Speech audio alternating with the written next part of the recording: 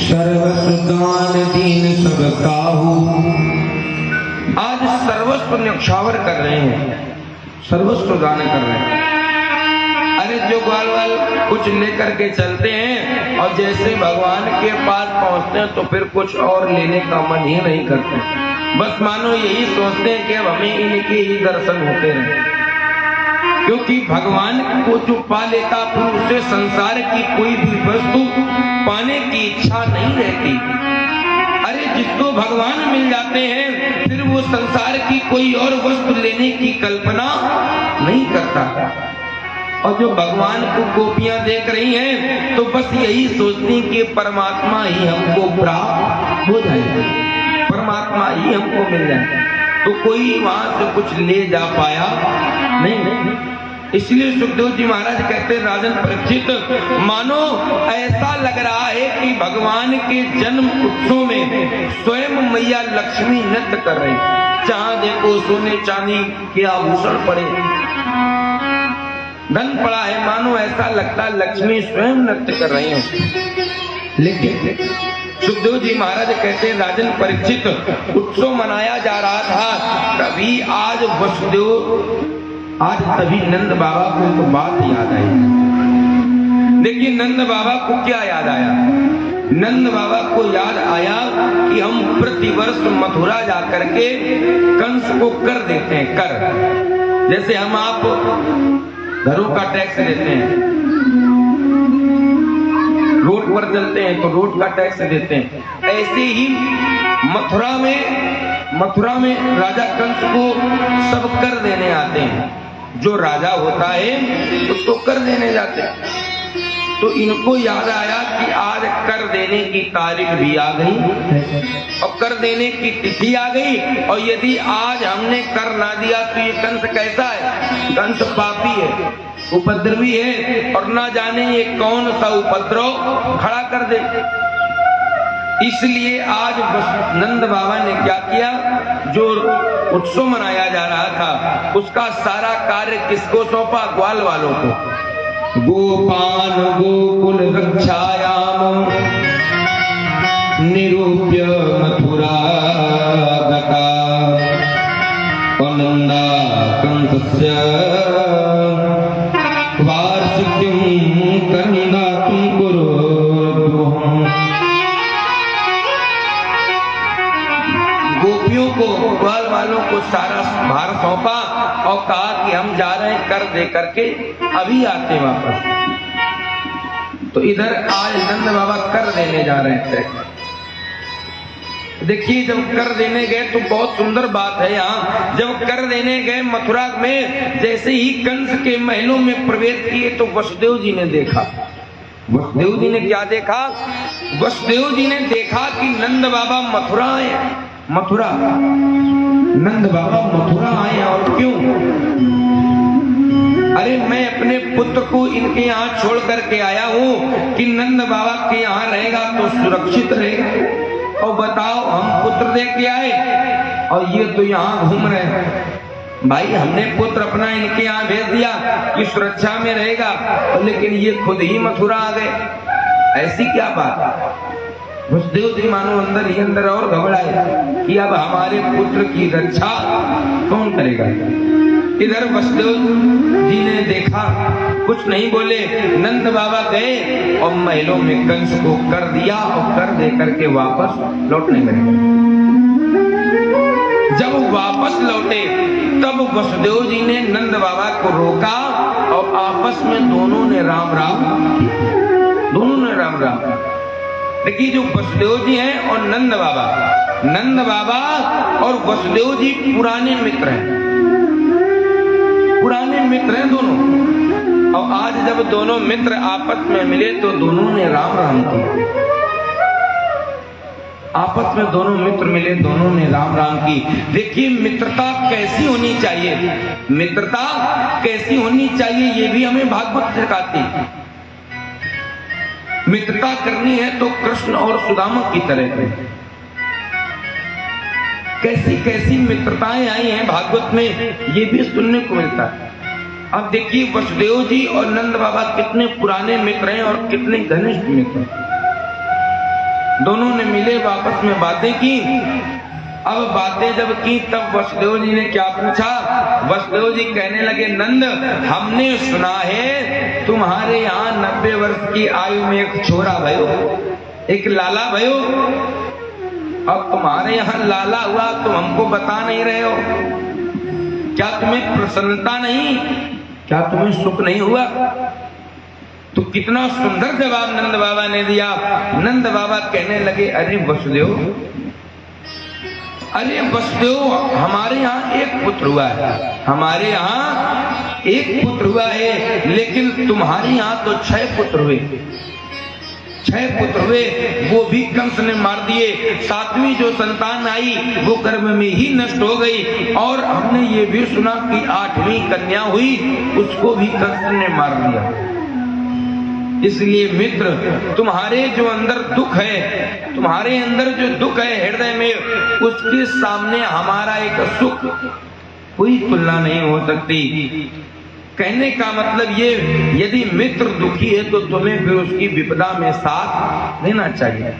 मित्र के दुख में भी तुमको दुखी होना चाहिए, मित्र के दुख को अपना दुख समझना चाहिए। अरे मित्र पर विपत्ति आए, आपत्ति आए, तो मित्र सच्चा वही होता है जो मित्र की विपत्तियों को विपत्ति समझ ले, मित्र की आपत्ति को अपनी आपत्ति समझ ले, वही सच्चा मित्र। और सच बताएं, अब आज के समय में मित्र नहीं होते, अब आज क्या बनते हैं? दोस्त। मित्र नहीं बनते, दोस्त। और दोस्त का सीधा साधा अर्थ है किसी नाम में निकल आता है। कहो कैसे? पहले मित्र होते थे तो मित्रता निभाते थे, लेकिन अब दोस्त बनते हैं। दोस्त, दोस्त का मतलब दो। जब तक तुम दो तब तक तो तुम्हारे हैं दो, दो आता है नहीं, दो। और जब तक दोगे तब तक तुम्हारे, और जब तक देना बंद कर दोगे उसी दिन से क्या हो जाएंगे? अस्त।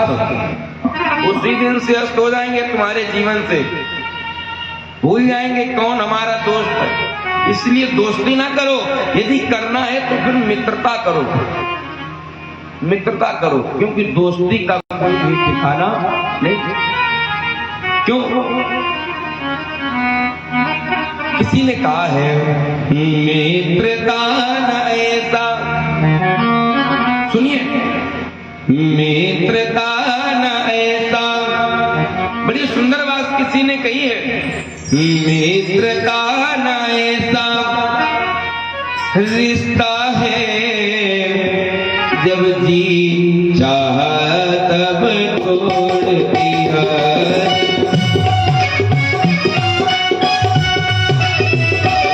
जब जी चाहा तब छोड़ दिया, जब जी चाहा तब छोड़ दिया। मित्रता न ऐसा रिश्ता है,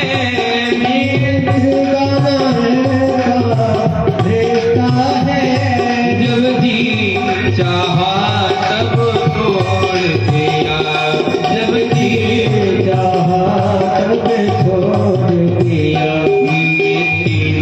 मिट्टी का नहीं खिलौना है, मिट्टी का नहीं खिलौना है, जब जी चाहा तब छोड़ दिया।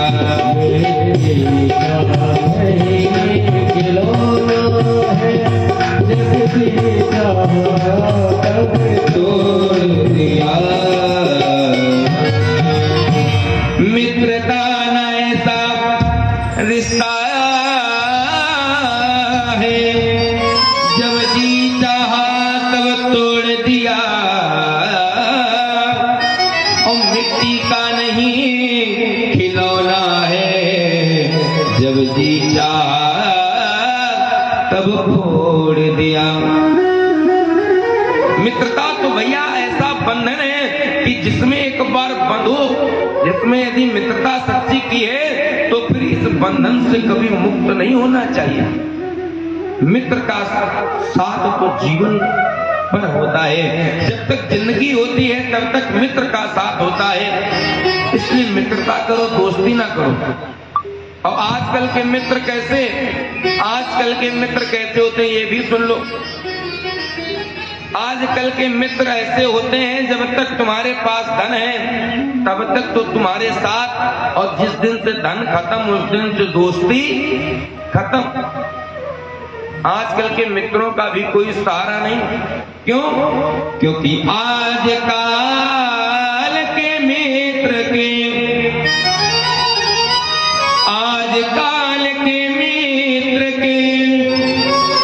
उल्टे हैं कुछ और भीतर से कुछ और है, बाहर से कुछ और।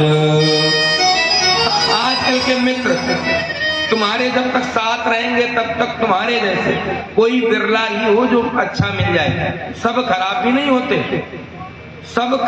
होते, आज के समय भी लोग मित्रता निभाते हैं, लेकिन सब एक समान नहीं होते।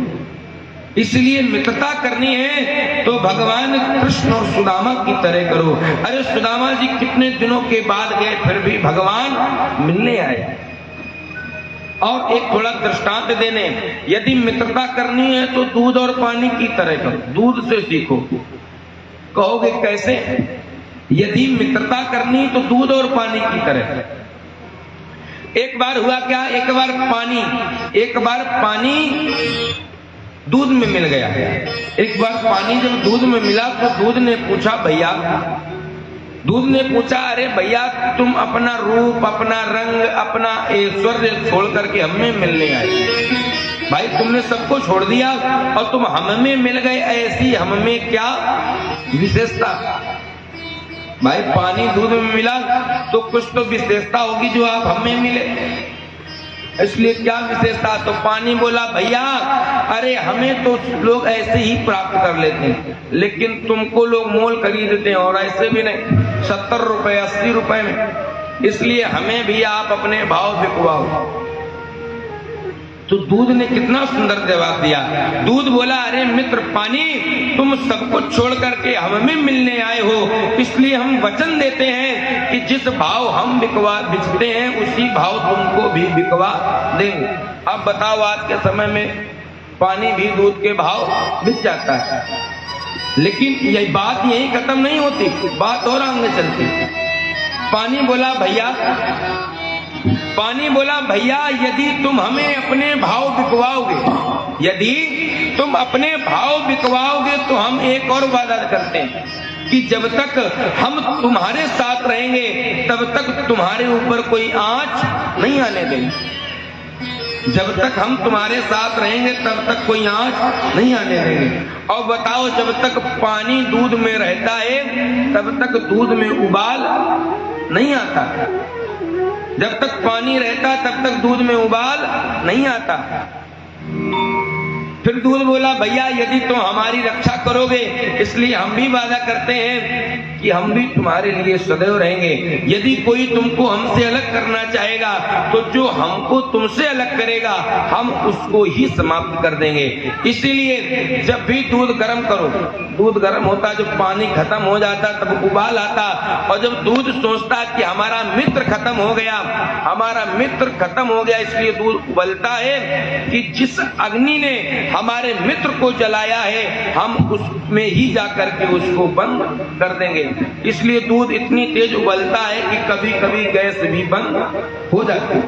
हाँ, माताओं ने ध्यान नहीं दिया तो गया दूध उबल करके और अग्नि को भी बुझा देता। कहने का मतलब वही, मित्रता ऐसी करनी चाहिए कि मित्र के लिए यदि मिटना भी पड़ जाए तो मिट जाओ, कोई बड़ी बात नहीं। और जो मित्र की सहायता नहीं करता, उसकी आपत्ति में काम नहीं आता, तो उसका हाल क्या होता है? ये रामायण कहती है अरे जिन मित्र दुख हो ये दुखारी, जिन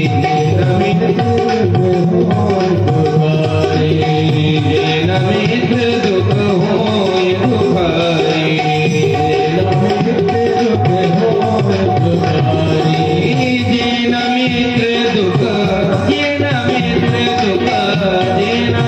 दुख हो ये दुखारी।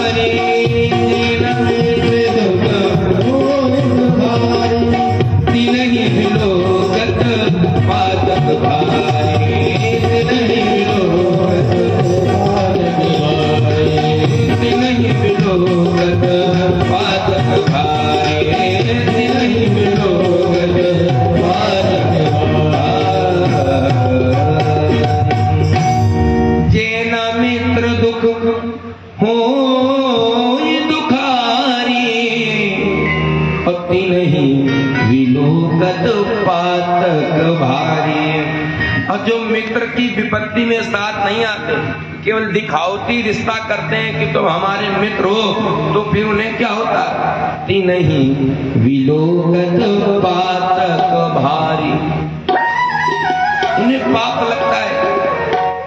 इसलिए मित्रता यदि करो तो फिर निभाओ, और नहीं तो फिर मित्रता नहीं करनी चाहिए। सुखदेव जी महाराज कहते हैं, राजन परीक्षित, इतनी बातें हुई, तब तक वसुदेव जी ने क्या किया? वसुदेव जी ने कहा, हे नंद, हमें लगता है कि नंद गांव में कुछ उपद्रव होने वाला है, इसलिए तुम शीघ्रता से जाओ, इसलिए जल्दी जाओ। और नंद बाबा ने सोचा कि वसुदेव जी कभी झूठ बोलते नहीं, तो हमें लगता कोई उपद्रव अवश्य होगा। तो इधर कौन उपद्रव होने जा रहा है? इधर कंस ने भेजा किसको? पूतना को। अभी मात्र भगवान 6 दिन के हुए, 6 दिन के भगवान 6 दिन के हुए, और पूतना आकाश में घूम रही कि कहीं पर जहां उत्सव इसको दिखता है, जहां पर उत्सव होता दिखाई देता, पूतना वहीं जाती और बालक को मार देती है। पूतना आकाश मंडल से जा रही। सुखदेव जी महाराज लिखते हैं, राजन परीक्षित, कंसेन प्रहिता घोरा पूतना बाल घातिनी शिशूंचार निघ्नन्ति पुरग्राम ब्रजादिषु। कंसेन प्रेहिता घोरा, पूतना बाल घातिनी। पूतना का काम है बच्चों को मार करके खाना, छोटे छोटे बच्चों को मारना और उनको खाना। पूतना ये काम करती। पूतना आकाश से जा रही और कहां से निकली? नंदगांव से, मैया यशोदा के दरवाजे। इसने आकाश से क्या देखा कि कोई उत्सव हो रहा है, तो ये पूतना समझ गई, हमें लगता है यहाँ भी कोई बालक हुआ है, यहाँ भी कोई बालक हुआ है। तो पूतना आज पृथ्वी पर उतरी। और देखिए, पूतना कोई साधारण नहीं, राक्षसी है, राक्षसी। और कितनी बड़ी राक्षसी! 6 कोस की पूतना है, 6 कोस, और 1 कोस होता है 3 किलोमीटर का, तो आप जोड़ लो 6 कोस। इतनी लंबी विशाल काय पूतना है। और ये जब पृथ्वी पर उतरी तो इसने सोचा कि इस रूप में जाएंगे तो सब जान जाएंगे, तो इसने अपने रूप को सुंदर बनाया। इसने अपने रूप को सुंदर बनाया। सुखदेव जी महाराज कहते हैं, राजन परीक्षित, इसने अपने रूप को इतना सुंदर बनाया, इतना सुंदर बनाया, मानो ऐसा लगता है कि स्वयं लक्ष्मी नारायण के दर्शन करने आई। इतना सुंदर रूप बनाया। और सुंदर रूप बना करके क्या किया? उसी लाइन में लग गई। किसमें? जिसमें सब दर्शन के लिए लगे, और दर्शन करने के लिए लाइन में लग गई। और अब इसका नंबर आया।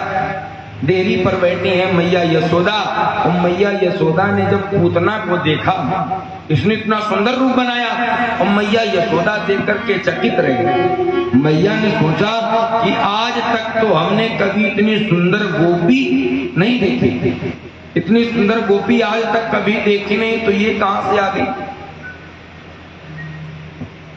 तब तक ये पूतना बोल पड़ी। तब तक पूतना बोल पड़ी, क्यों रे यशोदा, क्या हमको पहचाना नहीं? हमको पहचाना नहीं? अब यशोदा मैया सोचने लगी कि यदि हम कह देंगे नहीं पहचाना तो कहीं ये गुस्सा ना हो जाए और यहीं से लौट जाए, इसलिए हम इससे ये ना कहें। तो कहने लगी, अरे गोपी कैसे तुमको भूल जाएंगे?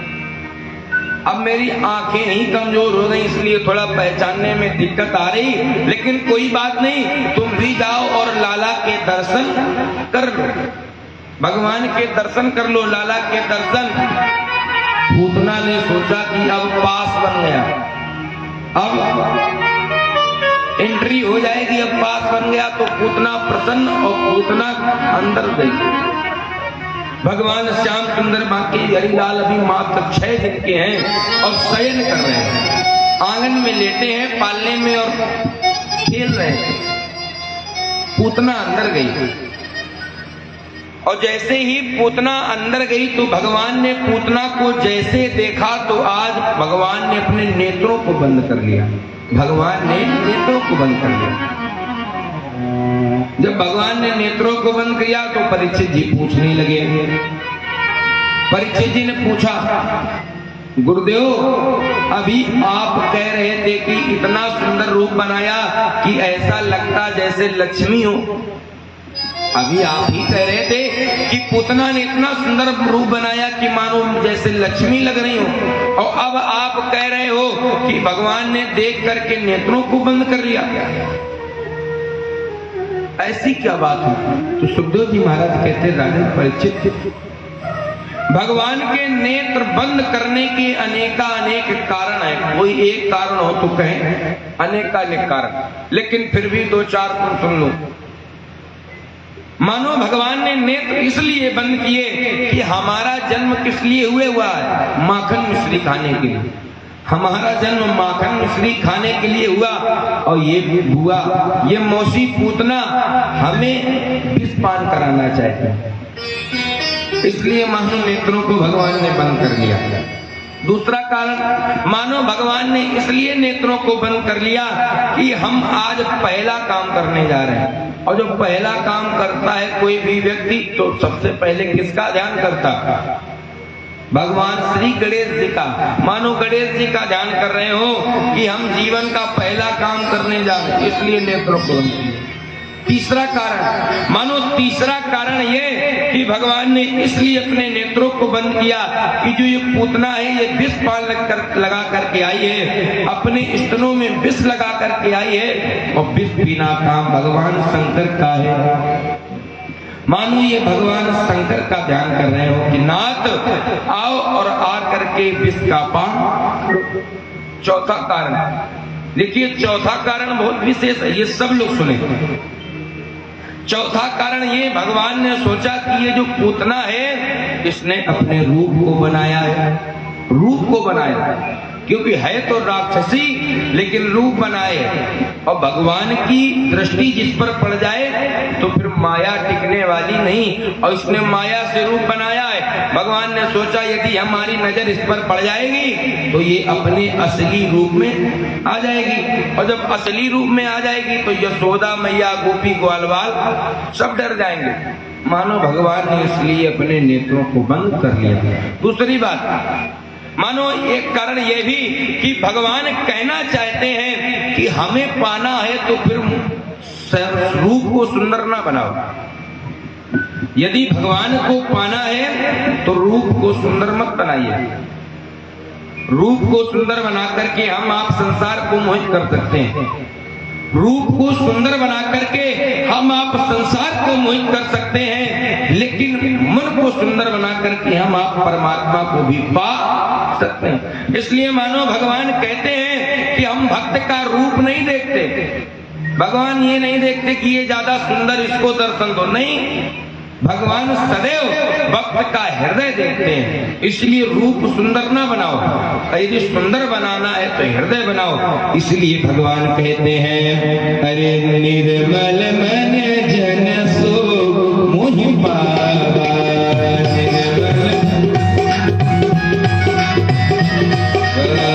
निर्मल मन जन सो मोहि पावा,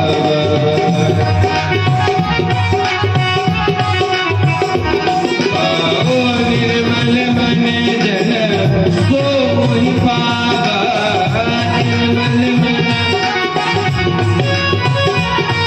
ओ निर्मल मन जन सो मोहि पावा, निर्मल मन मोहि कपट छल क्षेत्र नभावा, मोहि कपट।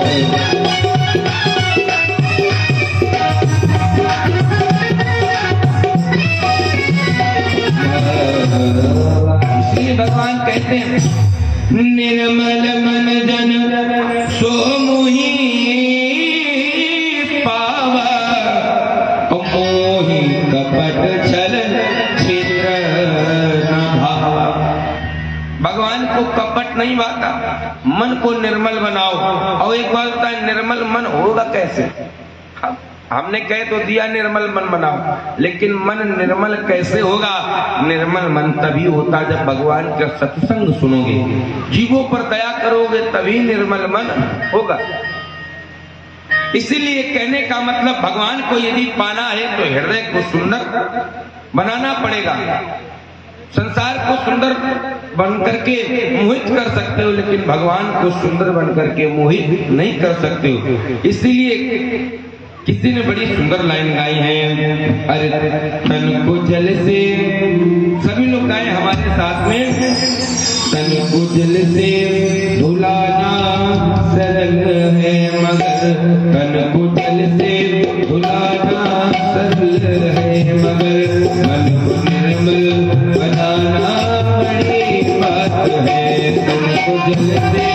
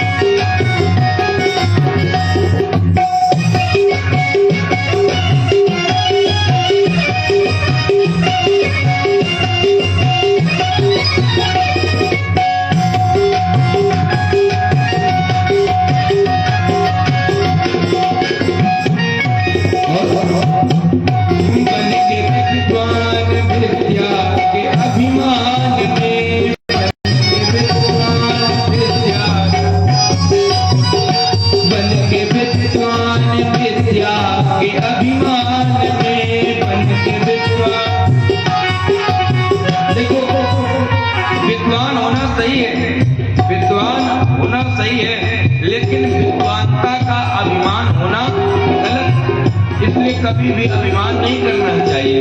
बन के विद्वान विद्या के अभिमान में, बन के विद्वान विद्या अभिमान में, बन के विद्वान विद्या के अभिमान में, बन के विद्वान विद्या के अभिमान में, अपना मत को चलाना सरल है मगर, अपना मत को सरल है मगर, तन को जल से धुलाना सरल है मगर, मन को निर्मल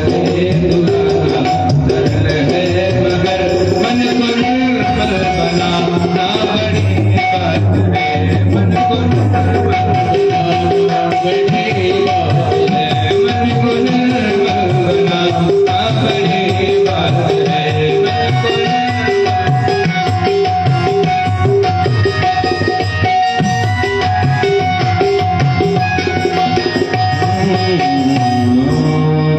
भगवान को यदि मनाना है तो फिर मन को निर्मल बनाना पड़ेगा।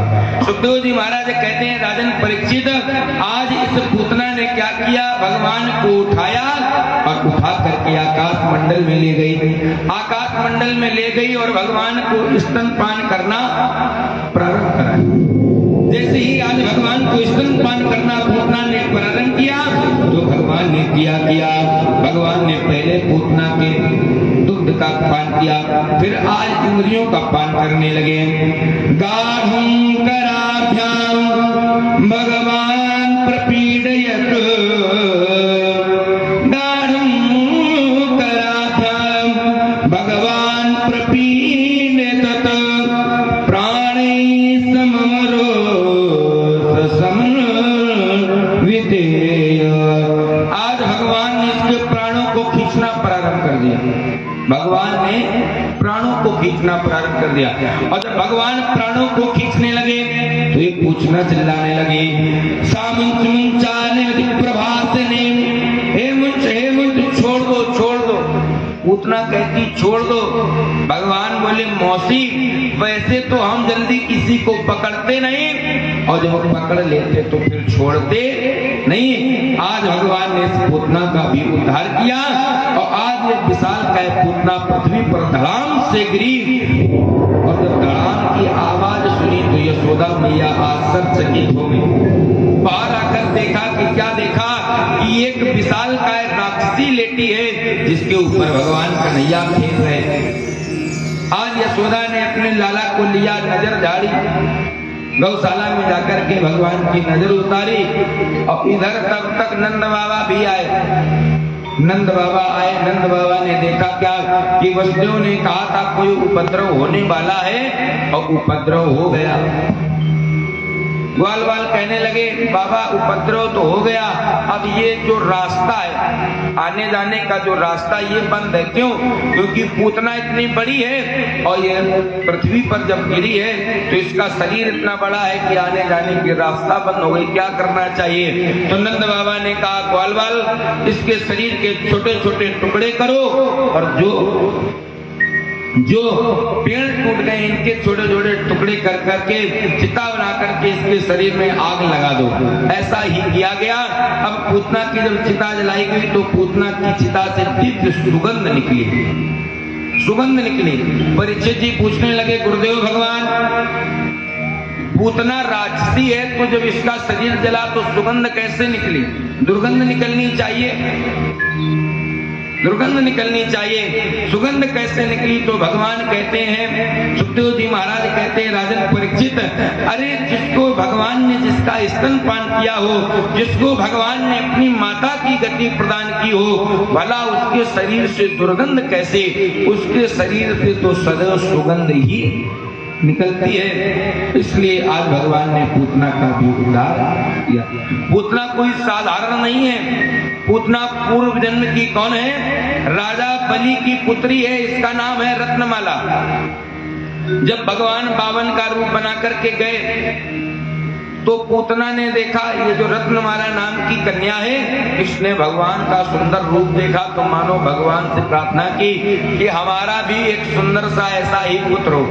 और लेकिन जब बावन भगवान ने 3 पग में पूरी पृथ्वी को नाप लिया, पूरा ब्रह्मांड नाप लिया, तब ये रत्नमाला कहने लगी यदि हमारा ऐसा पुत्र हो तो हम उसको अपने स्तनों में विष लगा करके मार दें। भगवान ने ये भी इसकी इच्छा पूरी की। तो इस अवतार में भगवान ने माता की भी गति दी और भगवान ने स्तनपान भी किया। बोलिए भक्ति और भगवान की जय हो। जोरदार जयकारा लगाओ ताकि लोगों को पता चले कि नहीं कुछ लोग बैठे हैं। बोलिए हनुमान जी महाराज की। अच्छा एक बार धीमे से लगाओ। बोलिए श्रीमद् भागवत महापुराण की। अरे धीमे कहो तो तेजी से। आइए और अब इसके बाद आगे की कथा सुने। सुखदेव जी महाराज कहते हैं राजन परीक्षित भगवान ने पूतना का उद्धार 6 दिनों में किया। आगे जब भगवान 3 दिन के हुए तो भगवान ने करवट बदली। तो मैया ने क्या किया? यशोदा ने करवट बदलने का बुलौआ लगवाया। करवट बदलने का भगवान ने करवट बदलने का बुलौआ लगवाया। यशोदा ने करवट बदलने का जब बुलौआ लगवाया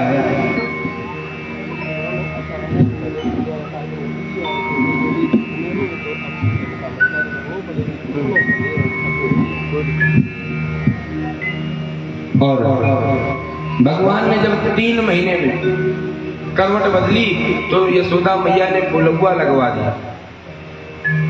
बुलौआ लगवाया, सब गोपी वाल बुलौए में आए और इधर भगवान को मैया ने दुग्ध पान करवा करके एक बैलगाड़ी के नीचे, छकड़े के नीचे लिटा दिया। अंदर उत्सव। भगवान ने सोचा कि करवट हमने बदली, बुलौआ हमारी वजह से लगवाया गया और हमको बाहर लिटा दिया। अंदर ढोलक बज रहा, मजीरा बज रहा, सब लोग अंदर और हमको बाहर, बुलौआ हमारी वजह से। तो भगवान ने क्या किया? भगवान ने रोना प्रारंभ किया, लेकिन रोने की आवाज अंदर नहीं गई। तो भगवान ने आज पैरों को चलाया। तब तक भगवान ने क्या देखा कि एक सक्टासुर नाम का दैत्य आया जो भगवान को दबा करके मारना चाहता है। लेकिन भगवान ने क्या किया? आज भगवान ने अपने छोटे छोटे चरणों को उस छकड़े में जैसे ही स्पर्श कराया तो आज ये बैलगाड़ी, ये छकड़ा आकाश मंडल की ओर गया और एकदम नीचे धराव से गिर गया। आज इस सक्टासुर नाम के दैत्य का भी उद्धार हो गया। भगवान ने इसका उद्धार किया। मैया ने जब धड़ाम की आवाज सुनी तो फिर से बाहर आई, देखा कि बैलगाड़ी पलटी पड़ी है, माट मटके सब फूटे पड़े हैं, कन्हैया लेकिन सुरक्षित लेटे हैं और रो रहे। मैया ने हृदय से लगाया, धन्य है मैया यशोदा जिनके यहाँ भगवान बालक बन करके आए हैं। अरे कितनी भाग्यशाली है मैया यशोदा जिनके यहाँ भगवान स्वयं पुत्र बन करके आए हैं। कितनी भाग्यशाली। भगवान को हृदय से लगाया, मानो भगवान की नजर उतारने के लिए फिर गौशाला ले गई। सुखदेव जी महाराज कहते हैं भगवान जब थोड़े और बड़े हुए तो एक दिन मैया भगवान को स्तन पान करा रही हैं, दुग्ध का पान करा रही, तब तक एक और दैत्य आया। कौन सा दैत्य? तृणावर्त नाम का दैत्य आया। ये कैसा? ये हवा की तरह, जैसे गर्मियों में हम आप देखते हैं खेतों में कहीं कहीं डपूरा कहा जाता है, यहाँ क्या कहा जाता तो पता नहीं। ये गोल गोल आता है हवा की तरह और भारी से भारी वस्तु को उड़ा ले जाता है। ये तृणावर्त नाम का दैत्य भगवान ने देखा कि ये हमें उड़ाने के लिए आ रहा और यदि मैया की गोद से ही ले जाएगा तो मैया यशोदा को बहुत दुख होगा। तो इसलिए भगवान ने क्या किया? भगवान ने अपने वजन को बढ़ाना प्रारंभ किया। तो जब भगवान ने वजन बढ़ाना प्रारंभ किया तो मैया यशोदा कहने लगी, हमें लगता है आज इस लाला ने, हमें लगता है हमारे लाला ने आज ज्यादा ही दूध पान कर लिया है, हमें लगता है ये छक गया है, इसीलिए देखो कितना भारी होता जा रहा है। तो यशोदा ने क्या किया? भगवान को वहीं आंगन में लिटा दिया और गृह कार्यों में लग गया। इधर ये तृणावर्त नाम का दैत्य आया और भगवान के आंगन में आया, भगवान को उड़ा करके ले जाने लगा। ये भगवान को जब आकाश मंडल में उड़ा करके ले गया, उड़ा करके लिए जा रहा। अब भगवान ने सोचा, भगवान बोले देखो तो हमारे मामा कंस पहले से सारी व्यवस्थाएं कर रहे हैं। क्यों? क्योंकि हमको आगे करनी है माखन चोरी। भगवान को क्या करनी है? चोरी। और चोर को हर एक गली का पता होना चाहिए। अब चोरी हमको करनी और गलियों का भी पता होना चाहिए। और ऐसे हम कहाँ कितनी गली घूमते और जब ऊपर से देख लिया, अब उड़ा करके ऊपर ले गया तो भगवान ने कहा चलो कम से कम हर एक गली तो जान जाएंगे कहाँ से घुसो कहाँ से निकलो, क्योंकि हमें तो चोरी करनी। लेकिन जब भगवान ने देखा कि ये तृणावर्त आज मथुरा की ओर जब जाने लगा, भगवान ने सोचा हमें मथुरा ले जाना चाहता है, तो भगवान ने अपने वजन को पुनः से बढ़ाना प्रारंभ किया। और जब भगवान ने अपना वजन बढ़ाया, तो ये तृणावर्त नाम का दैत्य सोचने लगा, हमें लगता है हम किसी बालक की जगह हमें लगता है हम कोई पहाड़ उठा लाए, पत्थर उठा लाए। भगवान बोले बताओ, लोग पत्थर में हमको ढूंढते हैं, लोग पत्थर में हमको पूछते हैं और ये तृणावर्त और ये दैत्य हमें पत्थर देख रहा है। लोग हमें पत्थर में पूछते और ये हमें पत्थर देख रहा है, बताओ। भगवान बोले हमें लगता है तुमको पत्थर बहुत पसंद है, इसलिए भगवान ने क्या किया, आज इतने वेग से नीचे लाए कि एक चट्टान में आज इस नाम देव को टकरा दिया, इससे आज कर्णावर्त के देश का भी उद्धार हो गया। बोले भगवान भगवान की जय हो। भगवान ने आज कर्णावर्त का उद्धार किया। आगे भगवान और बड़े हुए, आगे भगवान 10 महीने के हो गए और अब आया समय किसका? नामकरण का। लेकिन नामकरण कब होगा? पहले एक बार भजन कर लीजिए, फिर नामकरण हो जाए। हरे श्री कृष्ण गोविंद हरे मुरारे, हे नाथ नारायण वासुदेव, श्री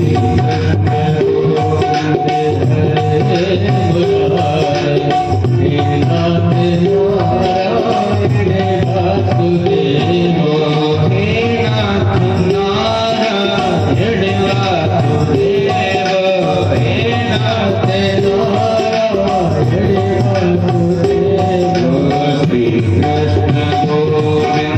हरे मुरारे, हे नाथ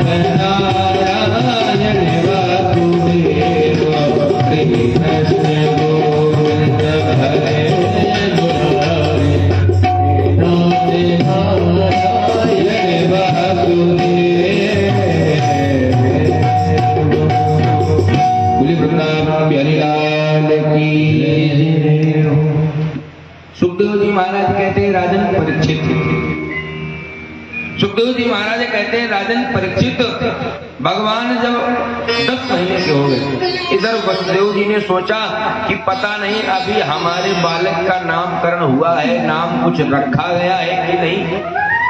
इसलिए जो यदुवंश के आचार्य हैं, जो युद्धवंशियों के आचार्य हैं, कौन? गर्गाचार्य जी महाराज। देखिए गर्गाचार्य जी के समान कोई भी आज तक ज्योतिषाचार्य नहीं हुआ। बहुत बड़े प्रकांड विद्वान हैं ज्योतिष के, जिनके नाम से आज भी एक पुस्तक चलती है गर्ग संहिता, जिससे अनेकानेक आचार्य ज्योतिषाचार्य जिसका अध्ययन करते हैं, जिनके द्वारा लिखी हुई गर्ग संहिता उसका अध्ययन करते हैं। ऐसे गर्गाचार्य जी महाराज जिनके समान कोई भी विद्वान नहीं था। अब इधर वसुदेव जी ने भेजा कि जाओ नंदगांव चले जाओ और देखो हमारे बालकों का कुछ नाम रखा गया कि नहीं रखा गया। यदि नहीं रखा गया तो कुछ नामकरण कराओ। क्यों? गर्गा पुरोहितो राजन यदूनां सुमहातपा अव्रज्य रामानन्दस्य वसुदेव प्रचोदिता। बहुत बड़े प्रकांड विद्वान, इनको भेजा गया कहाँ? नंद बाबा के यहाँ। अब नंद बाबा के यहाँ जैसे पहुंचे तो नंद बाबा ने देखा क्या कि हमारे यहाँ गर्गाचार्य जी आए। गर्गाचार्य जी आए तो उनको बुलाया, उनको बैठाया, उनका स्वागत किया, सम्मान किया और कहने लगे, सम्मान किया और कहने लगे, अरे महात्मन, हे आचार्य जी, अब आप आ गए हो, अब आप आ गए हो तो ये हमारे लिए सौभाग्य की बात है। क्यों? क्योंकि हमारे जो 2 बालक हैं, एक मैया रोहिणी का बालक कौन, जो 7वें नंबर पे, जिनका संकर्षण होकर के रोहिणी मैया के गर्भ में पहुंचाएगा, इसलिए हमारे 2 बालक हैं और जिनका अभी तक कोई नामकरण संस्कार नहीं हुआ। इसलिए अब आप आ गए हो तो कोई सुंदर सा नाम रखो। गर्गाचार्य बोले नाम तो रख दें, नाम तो रख दें, लेकिन यदि हम नाम रखेंगे तो कंस कहीं ये ना जान जाए कि ये वसुदेव के ही पुत्र हैं। इसलिए नाम तो रखा जाएगा, लेकिन कैसे? गुप्त जगह। इसलिए कहाँ? गौशाला में। गर्गाचार्य जी बोले, हे नंद, यदि नामकरण करवाना है तो कहाँ? गौशाला में। सायंकालीन समय गौशाला में आओ अपने बच्चों को लेकर के और वहीं पर सुंदर सा नामकरण किया जाए, वही नामकरण होगा। आज नंद बाबा घर में आए, घर में आकर के मैया यशोदा रोहिणी को बताया, अरे बहुत बड़े प्रकांड विद्वान आए हैं जिनके द्वारा अपने बच्चों का नामकरण संस्कार करवाना है। इसलिए सायंकाल के समय सब लोग तैयार हो जाइए और बालकों को भी तैयार कर देना, इनके नामकरण संस्कार होना, नाम रखे जाएंगे। देखिए अब आज का समय ऐसा आ गया कि कोई भी नामकरण संस्कार नहीं करवाता। 16 संस्कारों में से एक नामकरण संस्कार भी है। धीरे धीरे सारे संस्कारों को लोग भूलते चले जा रहे हैं। अब तो खुद ही अपने मन से नाम रख लेते हैं। लोग कहते हैं पुत्र हमारा, तो नाम पंडित जी क्यों रखे, नाम हम ही खुद रख लेंगे।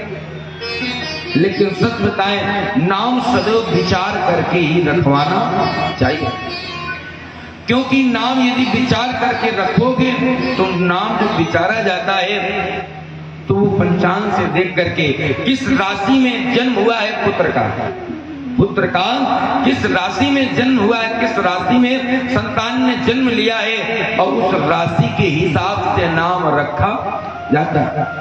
और जब उसके हिसाब से नाम रखोगे तो जब जीवन में कोई भी पूजा कराओगे, पाठ कराओगे तो अवश्य लगेगा। और नाम अपने मन से रख लिया, पूजा कराओगे, पाठ जब संकल्प होता, संकल्प में नाम बोला जाता कि अपना नाम उच्चारण करो। नाम अपना कर रहे हो लेकिन वो तुम्हारे जन्म से मैच ही नहीं करता, तो तुम्हारा कल्याण कैसे होगा। इसलिए नाम सदैव विचार करके रखवाना चाहिए। अब इधर यशोदा मैया ने जब सुना कि नामकरण होना है, विद्वान आचार है, तो माताओं की आदत होती, मैया ने यशोदा ने कहा रोहिणी, अरे हमने सुना कि बहुत विद्वान आचार्य हैं, हमने सुना कि गर्गाचार्य बहुत विद्वान है, इसलिए इनकी परीक्षा भी ली जाए। परीक्षा कैसे लेनी चाहिए। तो आज यशोदा मैया कहने लगी, अरे रोहिणी, जो तुम्हारा पुत्र है वो तुम हमको दे दो, और जो हमारा पुत्र ये तुम ले लो गोदी में, और देख जाएंगे, आज ही जान जाएंगे कि ये महाराज जी कितने विद्वान हैं। यदि विद्वान होंगे तो बता देंगे कि ये तुम्हारा पुत्र नहीं। इसलिए परीक्षा लेने के लिए माताओं ने अपने पुत्रों को अदल बदल लिया, अदला बदली कर लिया। और अदला बदली करके कहाँ पहुंची, गर्गाचार्य जी के सामने। अब वह सुंदर समय आ गया नामकरण संस्कार होने का। आज गर्गाचार्य गणेश जी का पहले पूजन किया गया, गर्गाचार्य जी नाम रखने जा रहे हैं। हम लोग नाम रखने चले तो आज कहने लगे, मैया यशोदा कहने लगी, बड़ी रानी मैं हूँ, मैं बड़ी हूँ, इसलिए पहले नाम मेरे पुत्र का रखो।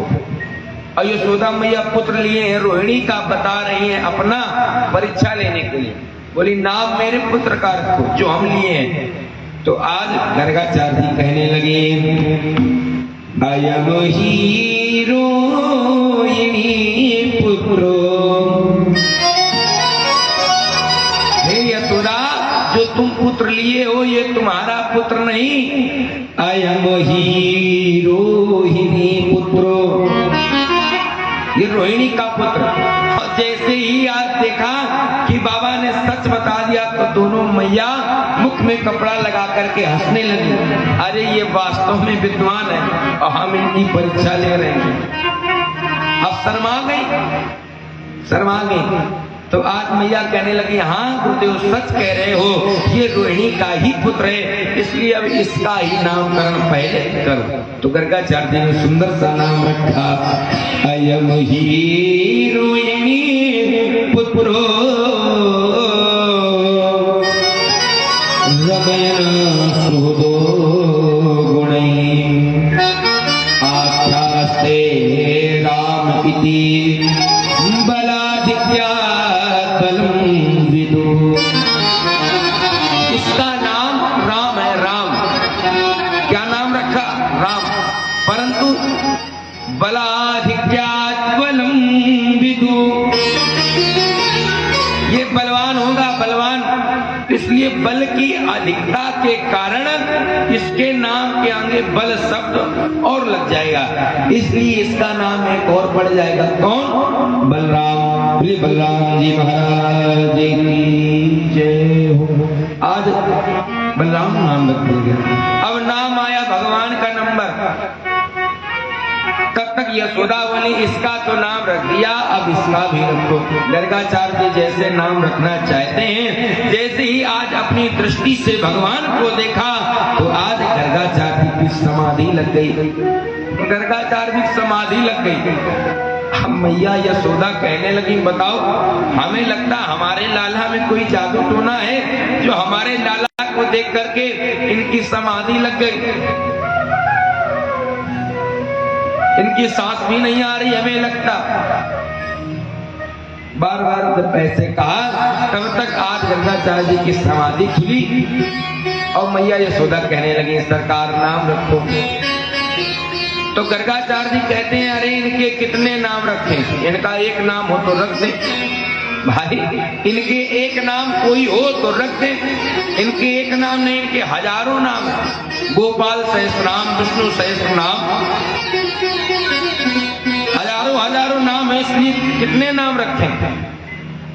यशोदा बोली हमें ज्यादा नामों की आवश्यकता नहीं, कोई एक नाम रख दो और बस, हमें ज्यादा की क्या आवश्यकता। गर्गाचार्य जी कहते हैं बहूनि संत नामानि रूपाणि च सुतस्य ते गुरुकर्मा रूपाणि तान्यं वेदनो जना। गर्गाचार्य जी कहते यशोदा इनका एक नाम हो रख दे, इनके अनेकों नाम। ये जैसी जैसी लीलाएं करेंगे, जैसे जैसे कर्म करेंगे, वैसे वैसे इनके नाम होते जाएंगे। इसलिए कौन सा नाम रखें, क्यों? क्योंकि इनके नाम अनेक अनूपा, इनके नाम अनेक अनूपा, सुमति अनुरूपा, इनके नाम अनेक अनूपा,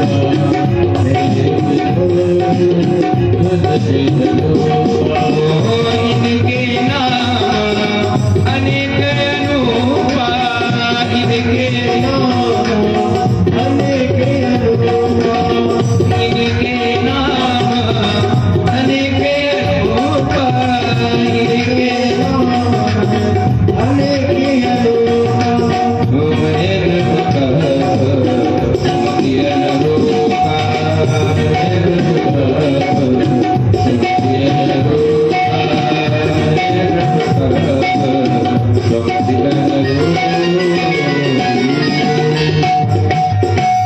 इनके एक नहीं अनेकों अनेक नाम है, परंतु इनका एक नाम हम रख रहे हैं, कौन?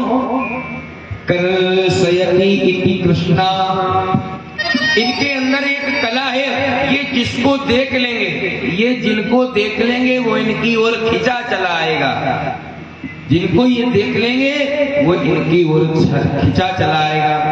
ये कर्षण करने वाले हैं, ये जिसको चाहेंगे अपनी ओर खींच लेंगे। इसलिए इनका नाम कर्षयति इति कृष्णा, इसलिए इनका एक नाम कृष्ण रखा हूँ। भगवान का नाम रखा गया कृष्ण, कृष्ण भगवान की, भगवान का कृष्ण नाम रख करके गर्गाचार्य जी चले गए। अब यशोदा मैया विचार करने लगी। भाई यशोदा मैया के मुंह में दांत नहीं, 90 वर्ष की आयु, अब कृष्ण कैसे कहें, क्यों? क्योंकि कृष्ण कहने में जबान पलटती और जबानें नहीं मैया की पलट रही। कृष्ण कहने का प्रयास बार बार करती लेकिन कृष्ण नहीं बोल पाए। क्यों?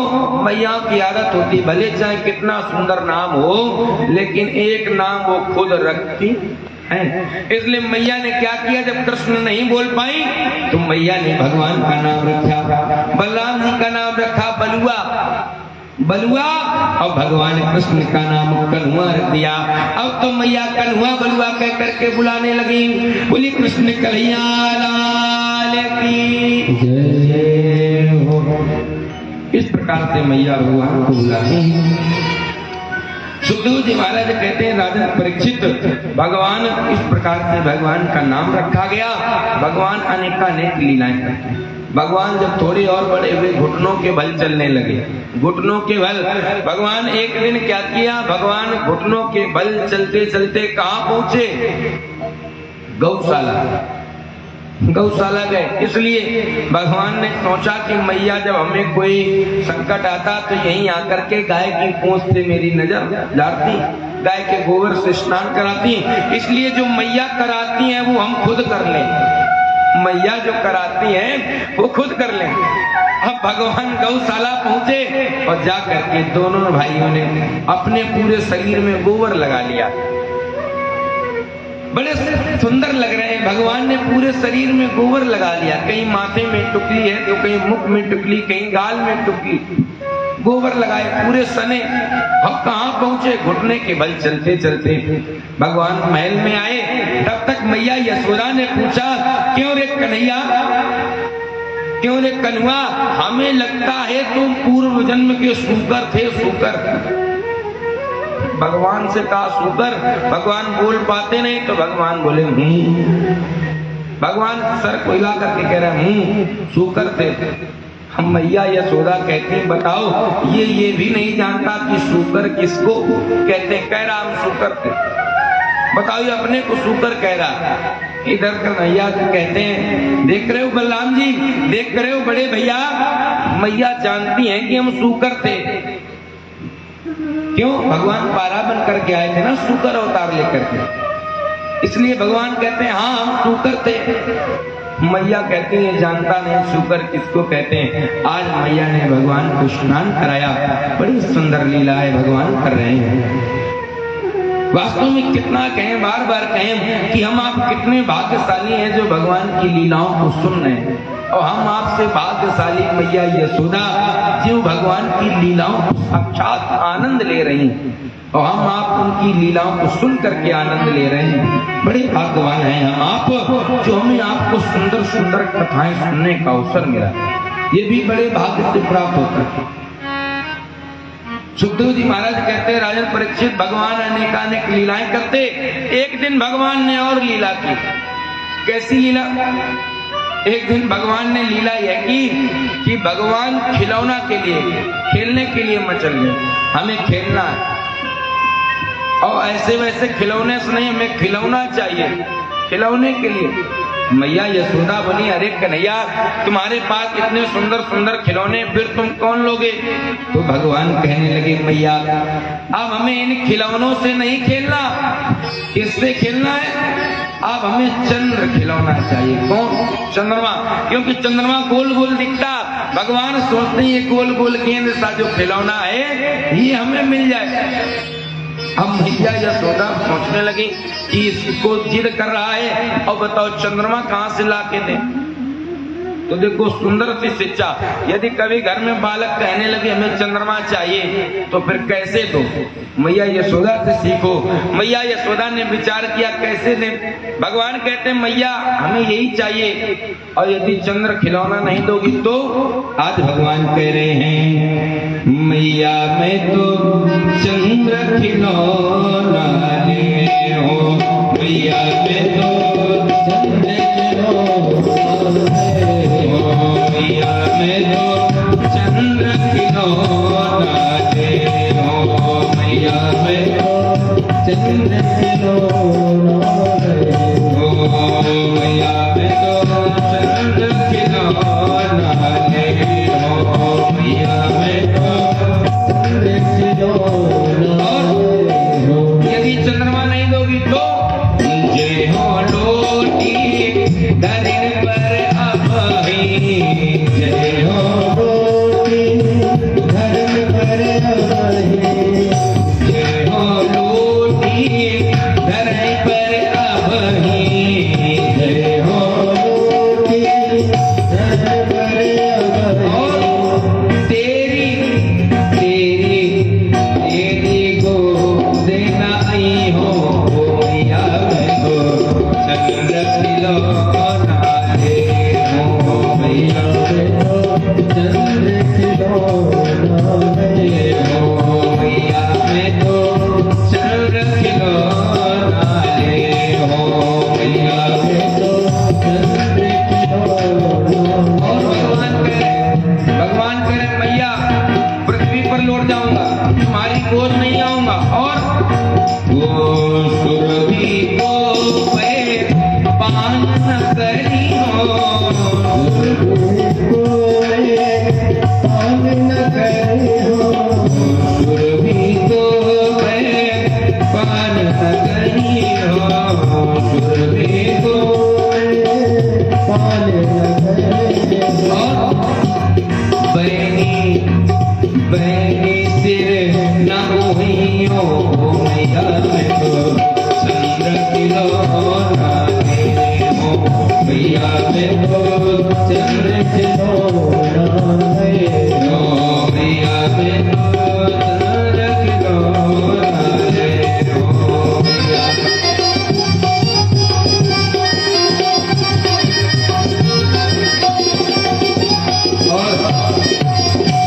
भगवान आखिरी बात कर रहे हैं, भगवान कह रहे हैं भैया इतना ही नहीं, और यदि तुम हमें नहीं दोगी तो फिर तुम्हारे जो पुत्र हैं, पुत्र लोग कहते हैं यशोदा नंदन, फिर यशोदा नंदन नहीं कहलाएंगे, हम नंद नंदन कहलाएंगे। भगवान कह रहे हैं है ओ पुत्र नंद बाबा को है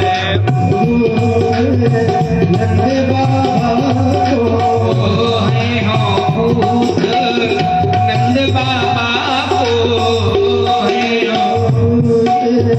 नंद बाबा को तेरो तेरो तेरो सुध न कहियो मैया मैं तो चंद खिलौना है हो मैया मैं तो चंद खिलौना है हो मैया मैं तो चंद खिलौना है हो मैया मैं तो चंद्र खिलौना है हो मैया मैं तो चंद्र खिलौना है।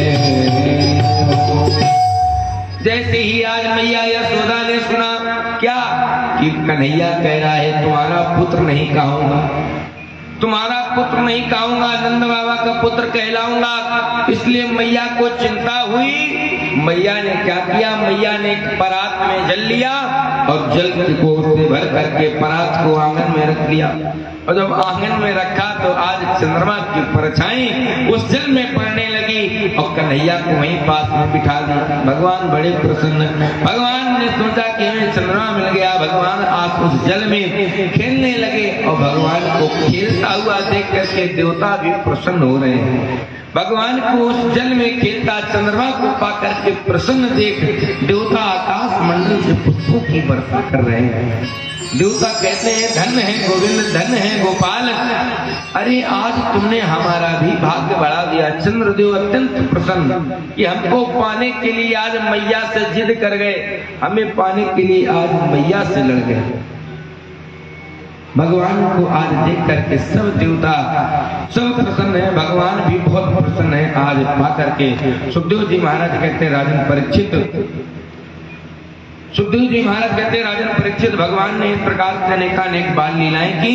भगवान अब थोड़ा और बड़े हुए तो भगवान ने क्या किया, सुखदेव जी महाराज लिखते हैं एक रात्रि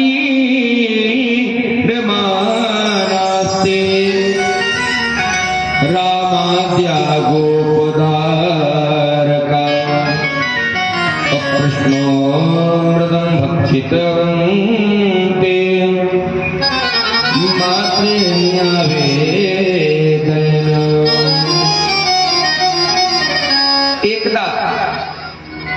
एक बार भगवान ने क्या किया, एक बार भगवान ने मिट्टी को खाया।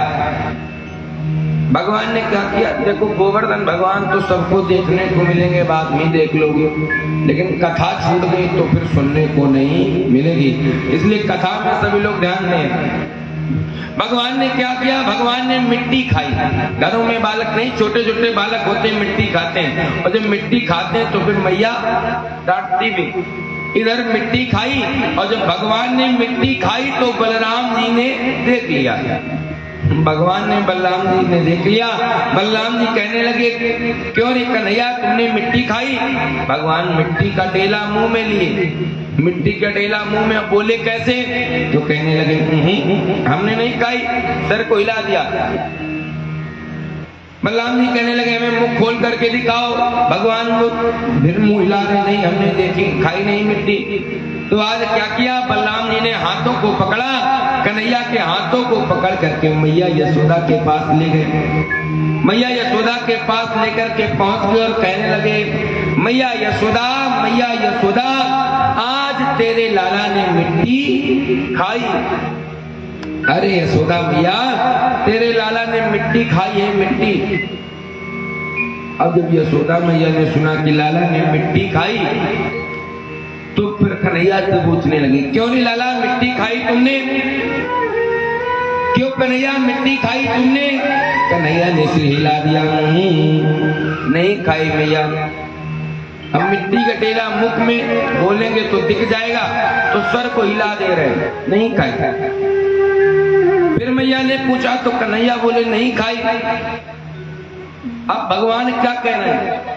सुखदेव जी महाराज लिखते हैं, भगवान मैया से कह रहे हैं, नाहं भक्षितवानम्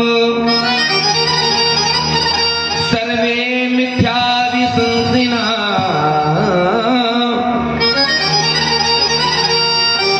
नाहं भक्षितवानम्, मैया हमने मिट्टी नहीं खाई।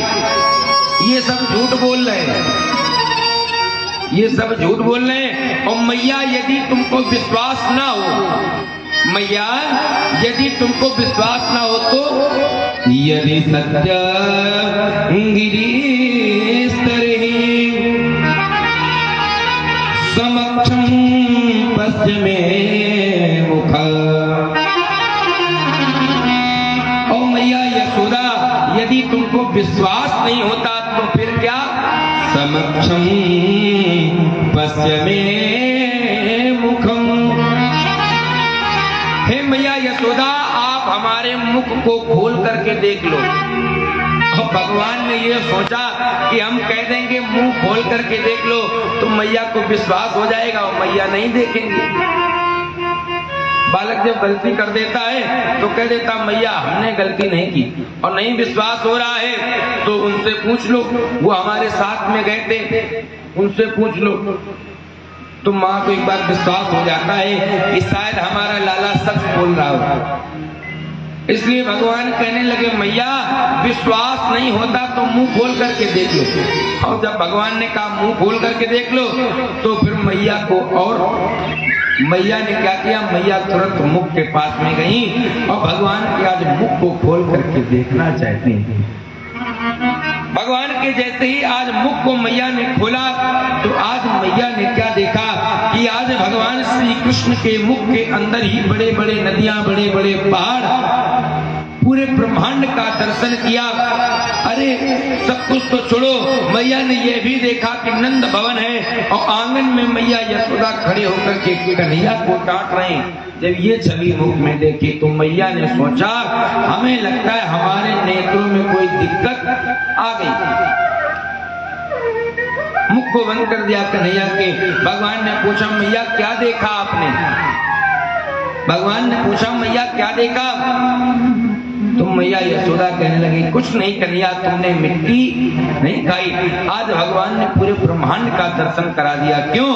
क्योंकि भगवान के हृदय में तो पूरा संसार रहता है, भगवान के मुख में पूरा ब्रह्मांड रहता है। क्यों? जो परमात्मा ने सृष्टि की है उसके मुख में तो पूरा ब्रह्मांड रहता है। ब्रह्मांड का दर्शन कराया आज भगवान ने, भगवान ने दर्शन कराया। और जब मैया ने दर्शन कर लिया तो मैया बहुत प्रसन्न हुई। सुखदेव जी महाराज कहते हैं राजा परीक्षित, भगवान ने मिट्टी इसलिए खाई, मिट्टी को खा करके भगवान ने रज तत्व को शुद्ध किया। जो दूषित पृथ्वी थी इसको शुद्ध किया, पृथ्वी का भी भाग बढ़ा दिया, पृथ्वी को भी अपने मुख से पान किया, मिट्टी को खाया। भगवान ने रज तत्व को शुद्ध किया। सुखदेव जी महाराज कहने लगे भगवान, राजन परीक्षित ने पूछा गुरुदेव, जो ये यशोदा है नंद बाबा भगवान जिनके आप पुत्र बन करके आए, हमें लगता है इन्होंने अवश्य ही कोई पुण्य किया होगा जिसके प्रभाव से इनके यहाँ भगवान जन्म लेकर के आए। तो सुखदेव जी महाराज कहते हैं हाँ परीक्षित, ये यशोदा और नंद कोई साधारण नहीं, इनकी भी कथा है, सुनिए। द्रोण वसु नाम प्रवरो धरायां से भार्या उत्तरिष्टमानं आदेशा ब्राह्मणानां स्वमुवाचवा। जो ये वसुदेव जी हैं, जो नंद बाबा, नंद नंद। ये नंद कौन है? पूर्व जन्म के द्रोण नाम के बसु, द्रोण नाम के बसु हैं। और जो मैया यशोदा ये कोई और नहीं, ये पूर्व जन्म की धरा नाम की, इसलिए इनका नाम धरा है। इनको एक बार ब्रह्मा जी ने आए और ब्रह्मा जी ने द्रोण नाम के बसु को आकर के आज्ञा दी कि तुम पृथ्वी में जाओ और पृथ्वी में जाकर के गौ पालन करो, पृथ्वी में जाकर के गौ पालन करो, गौओं की रक्षा करो। इसलिए द्रोण नाम के बसु और धरा नाम की ये जो देवी हैं, इनको पृथ्वी में आना पड़ा और इन्होंने गौ पालन किया, गौ रक्षा की, गौ की सेवा करते थे। एक बार हुआ क्या कि एक बार कोई संत महात्मा, एक बार स्वयं भगवान इनके यहाँ संत का रूप बना करके आए और मैया धरा की परीक्षा ली, मैया धरा की परीक्षा ली। भोजन करने आए, घर में कुछ था नहीं, मैया धरा दूसरे के यहाँ गई मांगने के लिए कि कुछ धन मिल जाए और धन ला करके दे दे इन महात्मा को। तो दूसरे के यहाँ जब धन मांगने गई, अरे जिसके यहाँ मैया धरा धन लेने गई सेठ के यहाँ, तो उसने सेठ ने मैया धरा को देख करके क्या कहा, अरे यदि तुम्हें धन चाहिए तो हमें धन के बदले कुछ देना पड़ेगा। मैया धरा से मांगा, क्या हमें कुछ नहीं चाहिए, हमें अपने स्तन दे दो। तो मैया ने धरा ने क्या किया कि आज संत को खुश करने के लिए, संत को भिक्षा देने के लिए आज मैया धरा ने अपने स्तनों को भी काट करके दे दिया।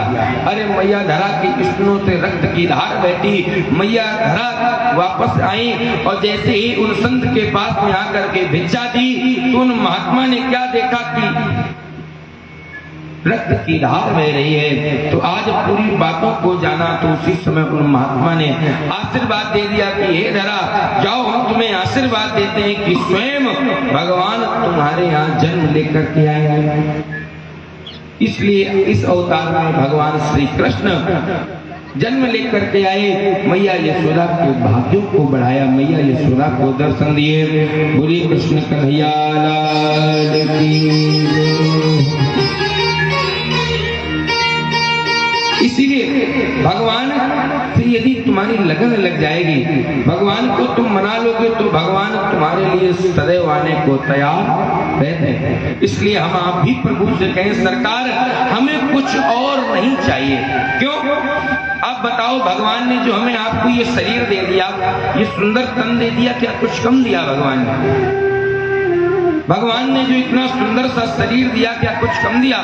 अच्छा, अब आप यही कहो, आप ही कहो, यदि भगवान हमें आपको नाक ना देते, कान ना देते, मान लीजिए 2 हाथ दिए, 1 ना देते, तो हम आप भगवान का क्या कुछ कर सकते? नहीं कर सकते। अरे हमें भगवान का रोज शुक्रिया अदा करना चाहिए। सरकार तुमने हमको सब कुछ प्रदान किया, क्यों?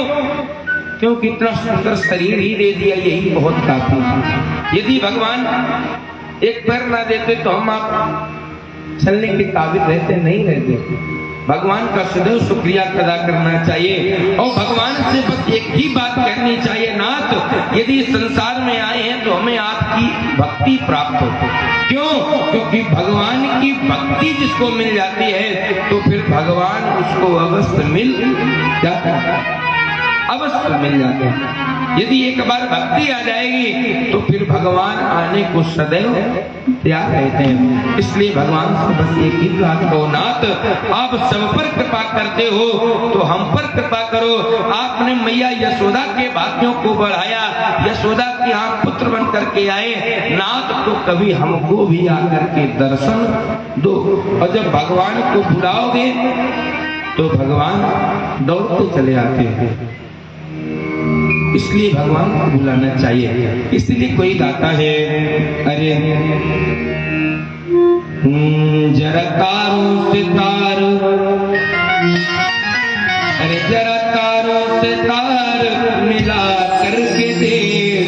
सभी लोग गाए, अरे जरा तारों से तार मिला करके दे, प्रभु खिंचे हुए बंधे हुए चले आए, प्रभु खिंचे हुए बंधे हुए चले आए, प्रभु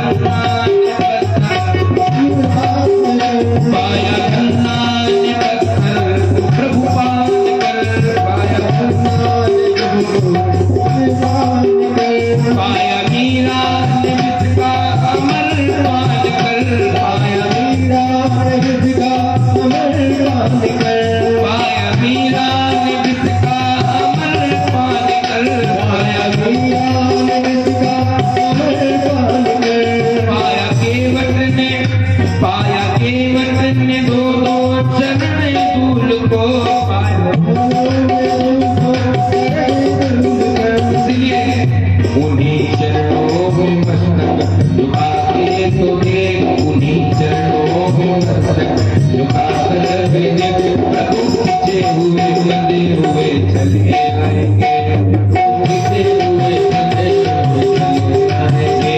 जरा तारों से, जरा तारों से, जरा तारों से तार मिला करके देख, प्रभु खींचे हुए बंधे हुए चले आएंगे, प्रभु खींचे हुए बंधे हुए चले आएंगे, प्रभु खींचे हुए बंधे हुए हरि बोल।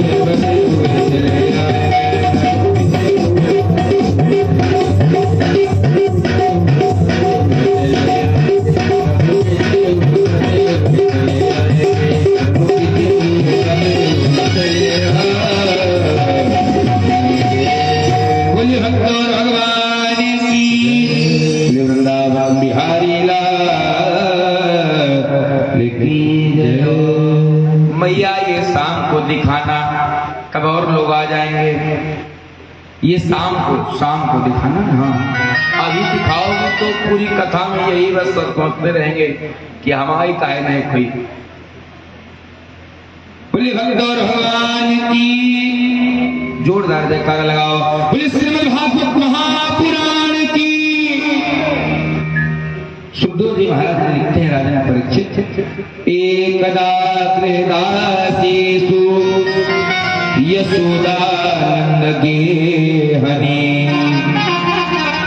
परमं निर्निकासु निर्वंथं स्वं दधी।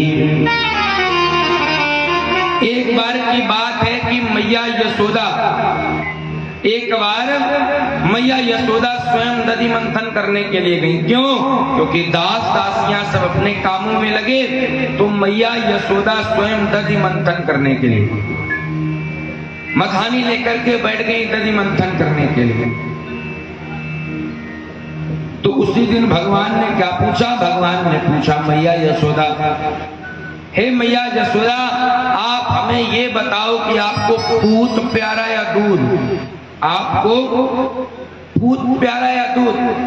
हम प्यारे हैं या दूध प्यारा? मैया यशोदा बोली, क्यों कन्हैया आज ऐसी बात क्यों पूछ रहे हो? क्या हम तुमको कम प्रेम करते हैं? कन्हैया बोले मैया ऐसी कोई बात नहीं, बस ऐसे पूछ दिया, हम प्यारे या दूध। मैया यशोदा बोले क्यों कन्हैया? अरे माँ को सदैव तो पुत्र प्यारा होता है, दूध दही की क्या, पुत्र सदैव प्यारा होता है, इसलिए कन्हैया हमें तुम प्यारे, हमें दूध दही प्यारा नहीं। भगवान बोले कोई बात नहीं मैया, बस यही पूछा। लेकिन तब तक क्या हुआ कि मैया यशोदा कन्हैया को गोदी में लिए खिला रही, दधि मंथन कर रही, तब तक क्या देखा कि उधर चूल्हे में चढ़ा हुआ दूध जो है वो उबलने लगा। और दूध को उबलते जैसे ही आज मैया ने देखा तो कन्हैया को वहीं पृथ्वी में धड़ाम से लिटा दिया और जाकर के दूध देखने चली गई, आग को कम करने चली गई। भगवान ने सोचा कि अभी मैया कह रही थी हमें पुत्र प्यारा, और अब बताओ पुत्र यदि प्यारा होता तो छोड़ करके ना जाती, और बताओ हमको छोड़ करके चली गई, इसलिए हमें लगता है इनको दूध ज्यादा प्यारा। तो भगवान ने क्या किया, जितने भी घर में दूध दही माट के मटके हैं सबको भगवान ने फोड़ दिया। भगवान को गुस्सा आई और भगवान ने सारे मटकों को फोड़ दिया। अब तो पूरे आंगन में दूध दही फैला पड़ा। मैया यशोदा ने जब आकर के लौट कर आई तो क्या देखा कि कन्हैया गुस्से में है और पूरे आंगन में दूध दही फैला पड़ा है, जितने माट मटके हैं सारे फूट गए, सारे माट मटके फूट गए हैं।